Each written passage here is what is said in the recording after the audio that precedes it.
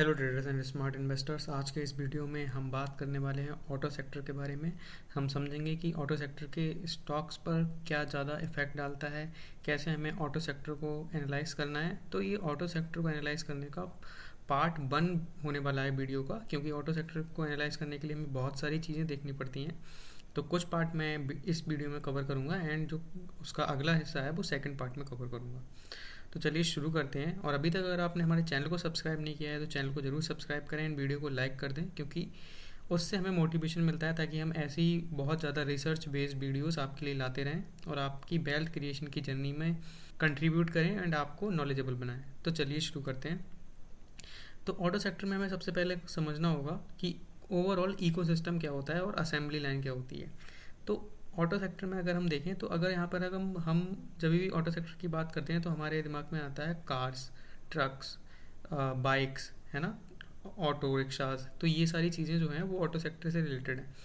अब एक जो टिपिकल कार होती है, जो ट्रेडिशनल कार होती है, नॉर्मल कार होती है, उसको बनाने में लगभग छोटे बड़े 30,000 से ज़्यादा पार्ट्स इस्तेमाल करने पड़ते हैं। तो लेकिन कंपनीज जो होती हैं जैसे कि मारुति सुजुकी हो गए, टाटा मोटर्स हो गया या फिर बजाज ऑटो हो गया, ये जब भी कोई ऑटो या फिर कोई भी अपना प्रोडक्ट निकालेंगी तो वो सारे पार्ट्स खुद नहीं बनाती हैं। उनके लिए वो पार्ट को आउटसोर्स करती हैं और इनके जो प्लांट्स होते हैं जहाँ पर लाइक कार्स बनेंगे, ट्रक्स बनेंगे, वो एक तरीके से असेंबली प्लांट्स होते हैं। यानी कि यहाँ पर अलग अलग जगह से पार्ट्स आएंगे और वो उसको उसको असेंबल कर देंगी, उनको तरीके से जोड़ देंगे प्रॉपरली, जिससे कि वो पूरा कार या ट्रक या जो भी वो बना रहे हैं वो बनकर तैयार हो जाए।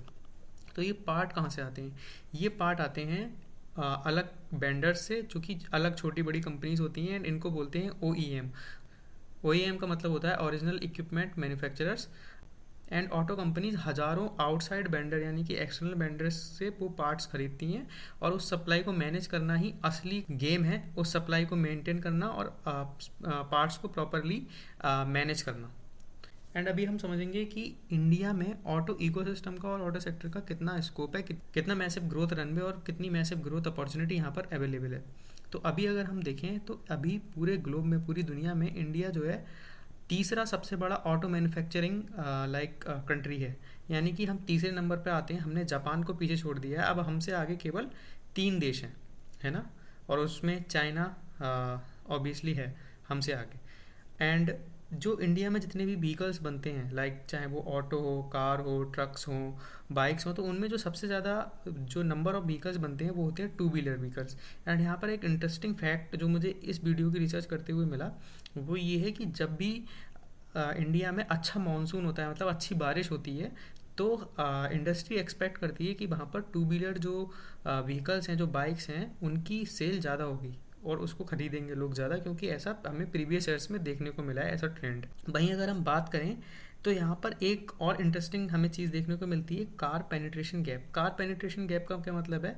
इसका मतलब ये है कि जो पूरी दुनिया में डेवलप्ड कंट्रीज़ हैं उनमें क्या होता है कि लगभग 50% ऑफ फैमिलीज़ के पास कार होती हैं। मतलब एक डेवलप कंट्री है लाइक ब्रिटेन। ब्रिटेन में अगर 100 फैमिली रह रही हैं तो वहाँ पर 100 में से 50 फैमिलीज़ के पास अपनी कार होगी। वहीं इंडिया में 12 में से केवल एक घर में कार होती है अभी के सिनेरियो में। तो इंडिया के पास एक बहुत बड़ा और बहुत लंबे समय तक ग्रो करने का अपॉर्चुनिटी है। एंड यही अपॉर्चुनिटी ऑटो सेक्टर को बहुत ज़्यादा अट्रैक्टिव बनाती है, इसकी कंपनीज़ को बहुत ज़्यादा अट्रैक्टिव बनाती है। एंड अभी आगे चलते हैं एंड समझते हैं फ्यूल शिफ्ट, जो कि पूरे दुनिया में हो रहा है और साथ ही साथ इंडिया में भी हो रहा है। तो इंडियन इंडस्ट्री में फ्यूल शिफ्ट कैसे हो रहा है? तो यहाँ पर आप देख सकते हो, जैसा कि लिखा हुआ है कि 2013 में जितनी भी कार्स होती थी उनमें से 60% कार्स डीजल पर डिपेंडेंट होती थी, वो डीजल से चलती थी। लेकिन वहीं आज के दौर में केवल 20% से भी कम कार्स ऐसी हैं जो कि डीजल पर चलती हैं, क्योंकि लोगों ने ईवी पर, सीएनजी पर, है ना, इस तरीके की जो नई नई टेक्नोलॉजी आ रही है उन पर शिफ्ट करना शुरू कर दिया है। वहीं इंडियन गवर्नमेंट का टारगेट भी है कि 2030 तक उन्हें जो कार्स हैं उनमें से 30% कार्स ईवी और जो कॉमर्शियल व्हीकल्स होते हैं जैसे ट्रक्स हो गए, है ना, जो जैसे कि लॉरीज हो गई, तो इन सबको इलेक्ट्रिक करना है। तो इलेक्ट्रिक ट्रांजिशन पर बहुत ज़्यादा फोकस किया जा रहा है और उसके लिए इंफ्रास्ट्रक्चर भी बिल्ड किया जा रहा है। तो ये बहुत बड़ी एक अपॉर्चुनिटी के तौर पर भी हम देख सकते हैं। इसीलिए आप देखोगे कि टाटा मोटर्स का जो पिछले बुलेट में था शेयर एकदम बहुत बम्पर भागा था और बहुत अच्छे रिटर्न उसने बनाकर दिए थे। वो इसलिए दिए थे क्योंकि टाटा भी अपने जो कार्स के नए वेरिएंट लॉन्च कर रहा है उसमें ईवी को भी इंक्लूड कर रहा है और ईवी पर बहुत ज़्यादा R&D पर रिसर्च करने पर पैसा खर्च कर रहा है।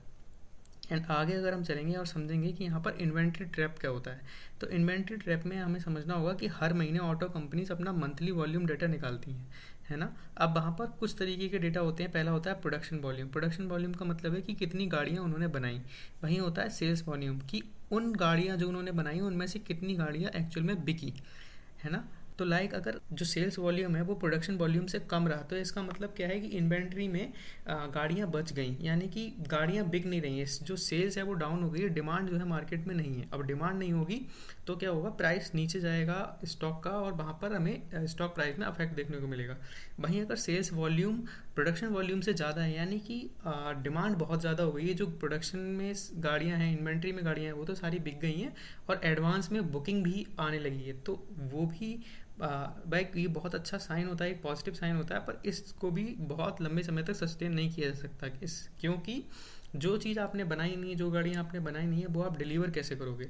तो इन सबको मैनेज करना होता है कंपनीज़ को। बट ये एक बहुत अच्छा साइन है कि अगर सेल्स वॉल्यूम प्रोडक्शन वॉल्यूम से ज़्यादा हो जाता है और इसका मंथली बेसिस पर डेटा आता है तो आप इसको ट्रैक भी कर सकते हो कंपनी वाइज।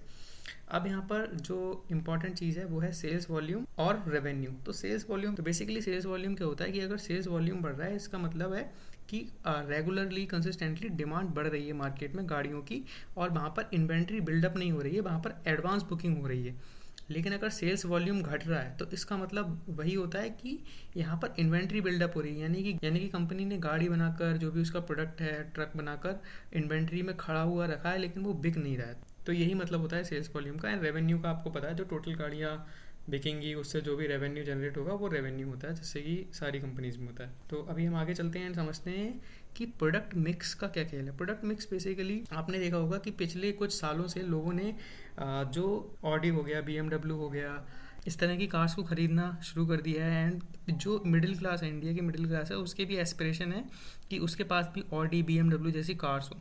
तो ये कंपनीज क्या करती हैं, कंपनीज अलग अलग सेगमेंट में कार्स लॉन्च करती हैं। अलग अलग सेगमेंट में भी अलग अलग मॉडल्स, डिफरेंट मॉडल्स लॉन्च करती हैं ताकि कि वो सारे कस्टमर्स को सर्व कर पाएँ। लाइक अगर किसी का बजट बिलो 10 लाख है तो वो भी एक कार को अफोर्ड कर पाए।